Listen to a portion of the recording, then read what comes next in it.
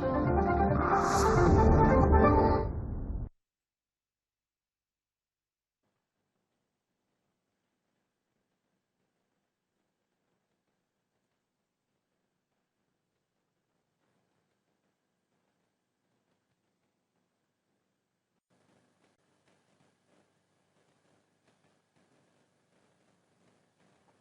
children, I am Mrs. Radha Ketkar from DES Secondary School, Pune. Today we are going to start with very interesting lesson. This is Science 2 lesson, Heredity and Evolution.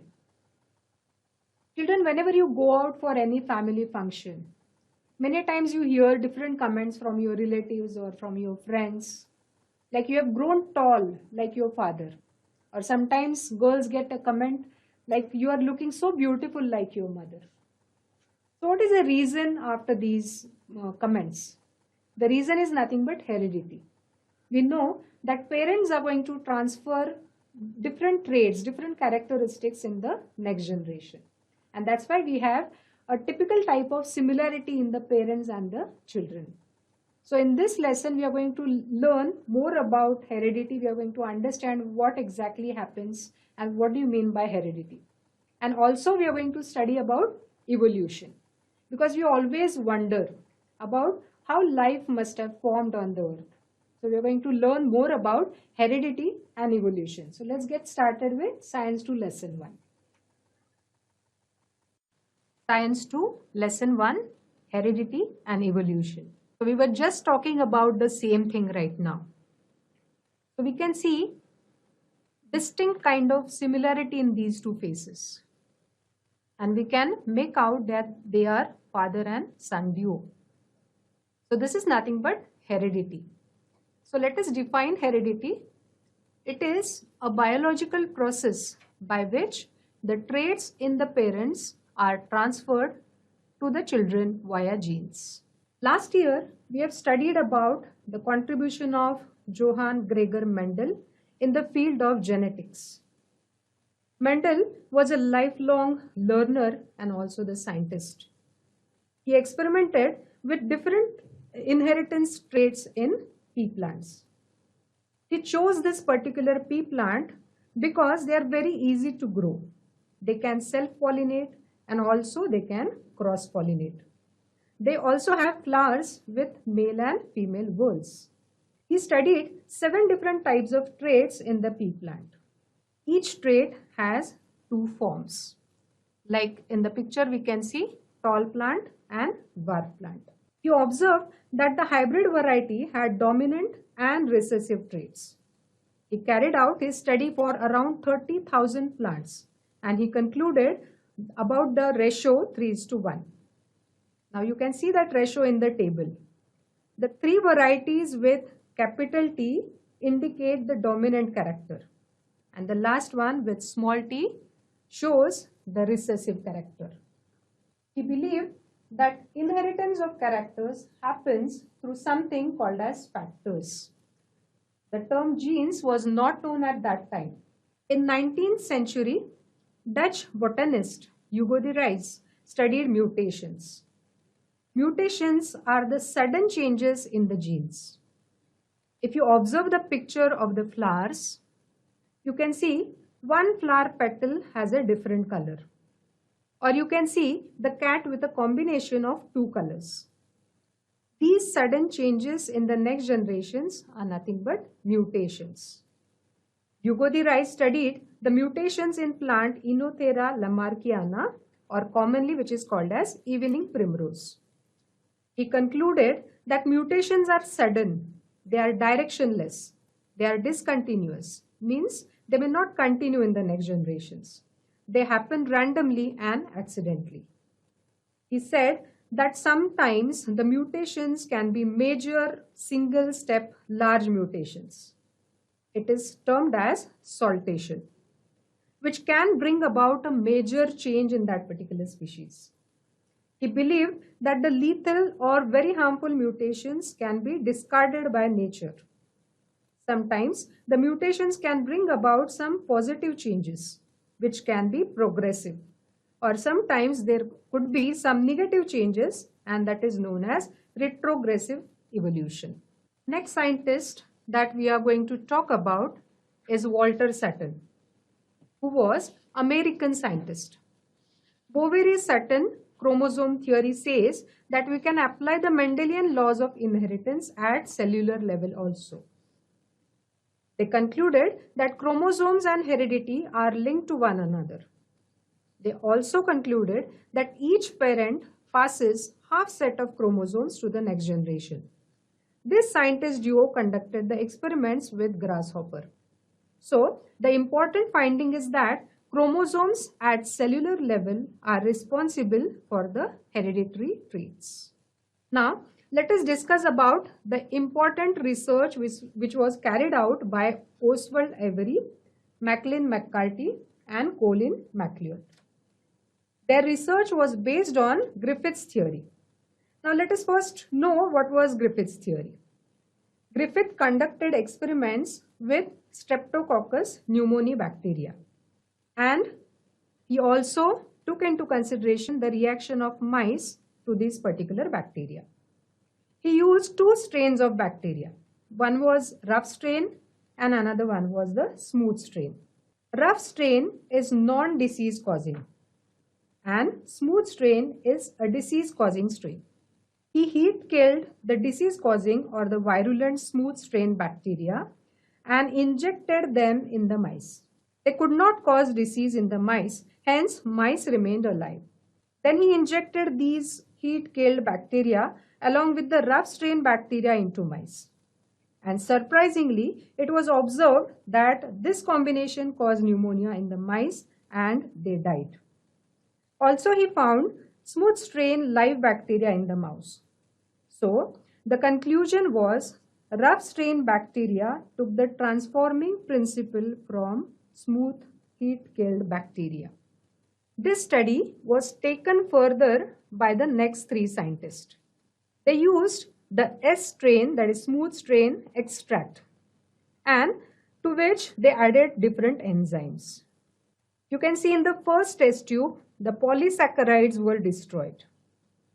This was injected in the mouse and the mouse died. Similar process was followed for destroying lipids, RNA, proteins, etc. And each time they observed that the mouse died.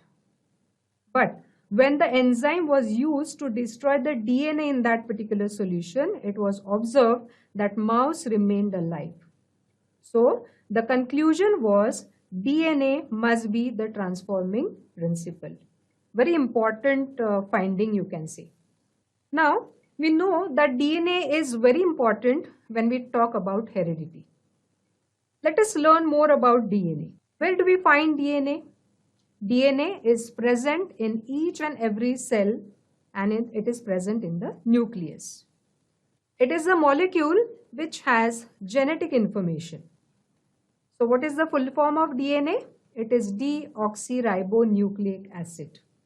A chromosome is an organized package of DNA which is found in the nucleus of the cell.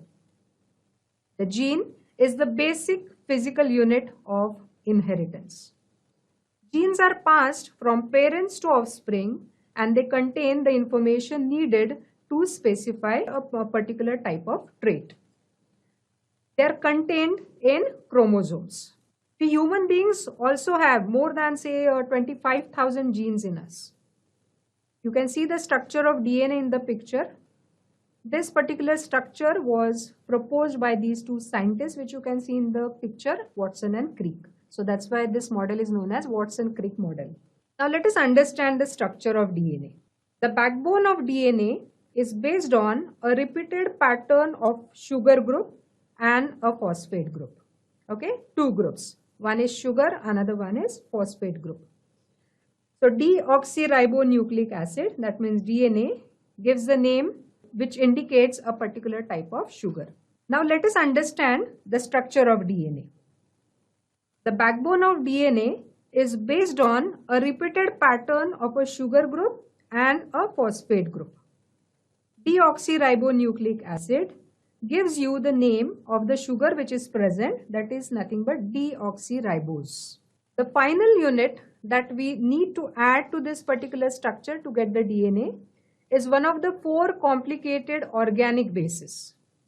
In DNA, these bases are adenine, guanine, cytosine, and thymine.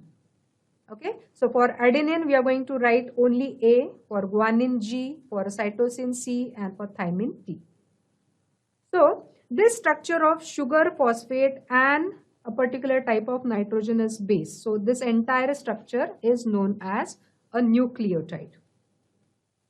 A DNA strand is simply a string of nucleotides which are joined together. So if you look at this carefully, you will see that an adenine on one chain is always paired with thymine on the second chain. Okay, so you can see that in different colors over here. And a guanine on the chain is always paired with the cytosine on the other one. That is because these particular pairs fit exactly to form very effective hydrogen bonds with one another.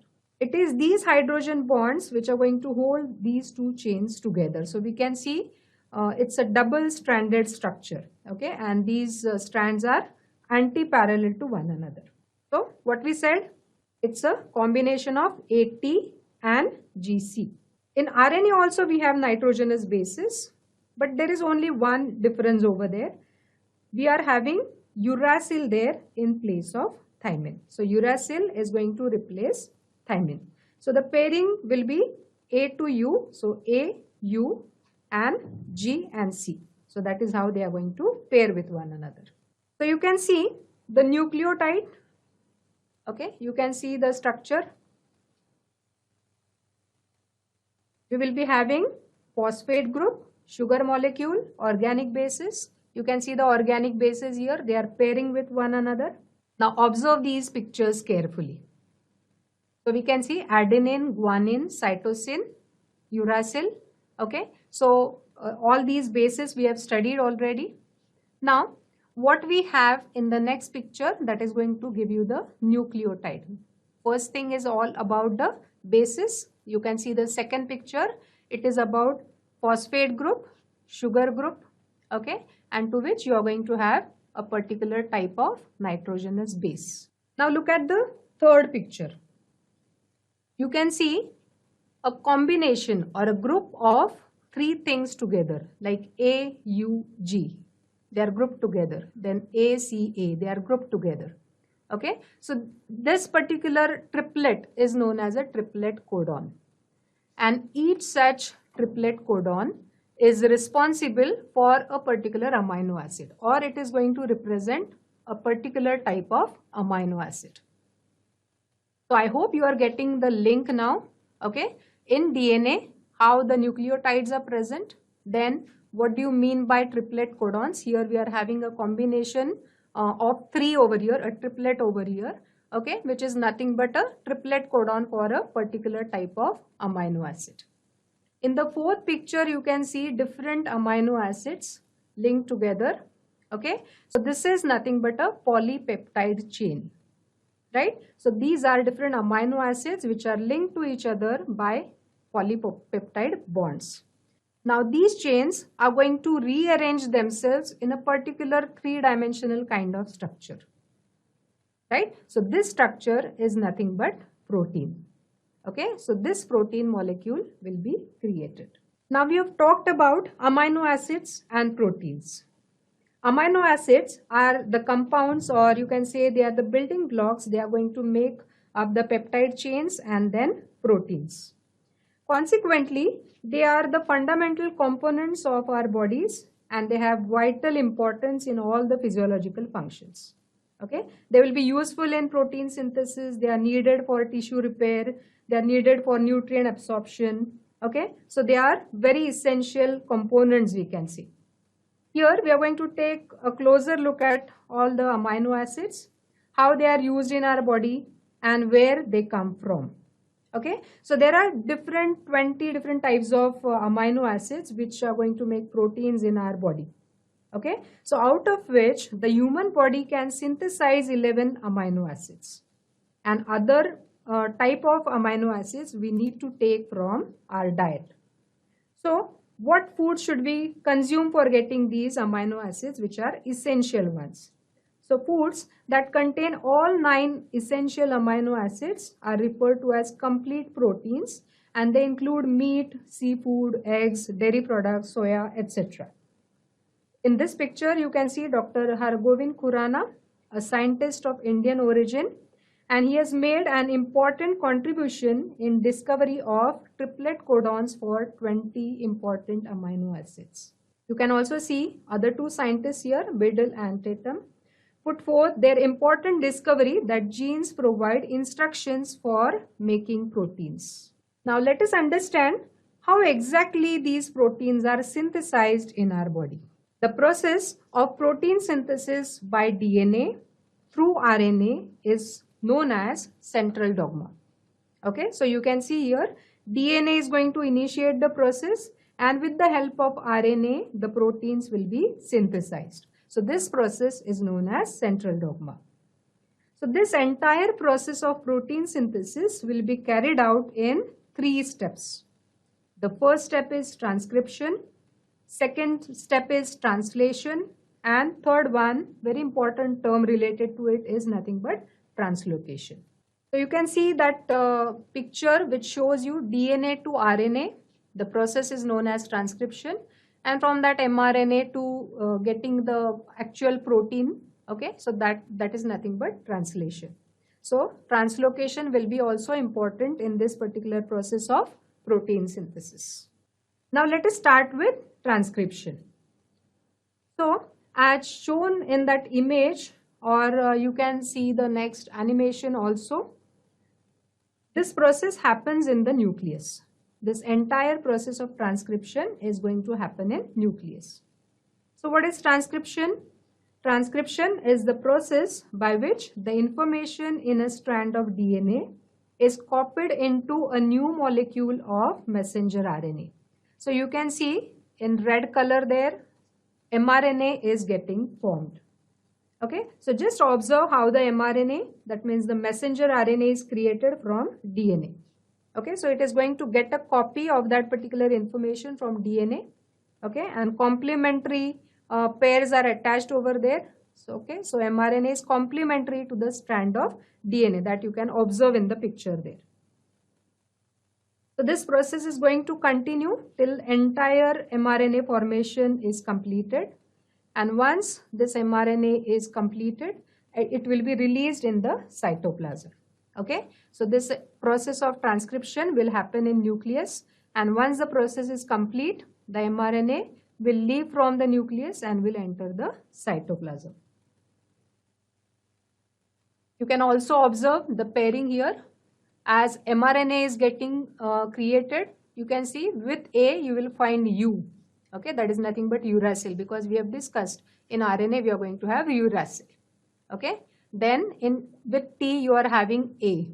Okay, with C you are having G. So everywhere the complement is created in that messenger RNA, and which will be now entering the cytoplasm for the further protein synthesis. Okay, so I hope you have understood till here transcription, what exactly has happened in transcription. Now let us go on to the next one, that is translation. The mRNA has thousands of triplet codons for different amino acids. Now the rRNA or the ribosomal RNA is going to start its job. rRNA is going to bring the right anticodon to the ribosome. Okay, and this ribosome is going to attach this particular amino acid. Okay, and the chain will be created. The polypeptide chain is going to be created over here. Okay, so the rRNA will keep on moving from one end to the other, okay, by the distance of one triplet codon. Now it needs the complementary nucleotides. So tRNA, that is transfer RNA, is going to bring those anticodons. Okay, so they are having the complementary sequences. The ribosomal RNA is going to produce polypeptide chains of these amino acids.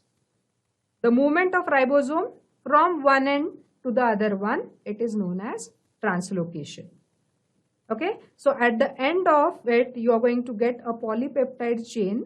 Okay, so you can see amino acids which are brought together and they are linked together, forming different three-dimensional structures. Okay, so these chains are going to then form different three-dimensional structures which will be nothing but proteins.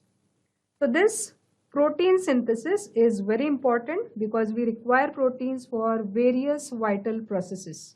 It is required for your growth, for repairing worn out tissues, for fighting diseases, to produce energy. So everywhere it will be required. So in one more animation you can see how exactly these chains are formed. Understand clearly, transcription in the nucleus and translation happens in the cytoplasm. It is going to lead to formation of polypeptide chains. Okay, and then there will be three-dimensional structures which are nothing but proteins. So this is the entire process of protein synthesis. So here we can think of one analogy, children. So what exactly is happening in this entire process? So if you check the DNA in the nucleus, we can say that DNA is having the entire or DNA is like an entire recipe book. Okay, so different recipes are written over there. What are these recipes for? These are the recipes for different proteins. Okay, so what mRNA is doing, mRNA is going to get that particular information from the DNA in the coded form. See, directly it is not available because we have created complementary sequence over there. Okay, so it is going to get that coded information and then it is going to come out from that particular nucleus, and then you come to the actual factory where that particular food will be produced. Okay, so it is a kind of food factory, you can say. So there in that particular ribosome where actually the process will take place, the tRNA is going to get all the required material. You can just see that. Okay, and that's how the required proteins will be created. Now, as we have discussed about heredity, we are going to talk more about the second part of our lesson, that is nothing but evolution. We know that the first living thing was formed in water around 3.5 billion years ago. There are different theories associated with this. In the beginning, there may have been only simple elements, like certain simple organic compounds may have been formed due to favorable conditions. This may have led to formation of complex compounds like proteins or nucleic acids from these simple compounds. The first primitive type of cells may have been formed from the mixture of complex organic and inorganic compounds. Their number must have increased due to suitable surroundings. Some of those must have shown good growth and survival as compared to others. And thus, the first life must have been created on the earth. Now you can see one setup in this picture, the experiment setup which is shown over here. It is known as Miller-Urey experiment. It creates the conditions which were similar to the time when the first living thing was formed. The experiment used simple compounds like water, methane, ammonia, and hydrogen. The temperature conditions or the humidity conditions were maintained as if it is the very primitive age of Earth. The sparks were fired so as to simulate the real environment at that time.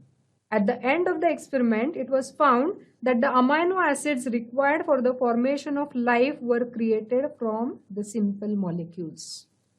Okay, so from this experiment, we can conclude many things about the origin of life. So in this picture, we can see how exactly life was formed in the initial stages, and as the time passed, how the evolution took place. So here we can see 4.57 billion years ago, approximate age is given. Okay, so Earth was formed. And then you can see the first life was seen, or maybe we expect that it must have formed around 3.77 or to 4.29 billion years ago. Okay, so that was a single cell life form, you can say.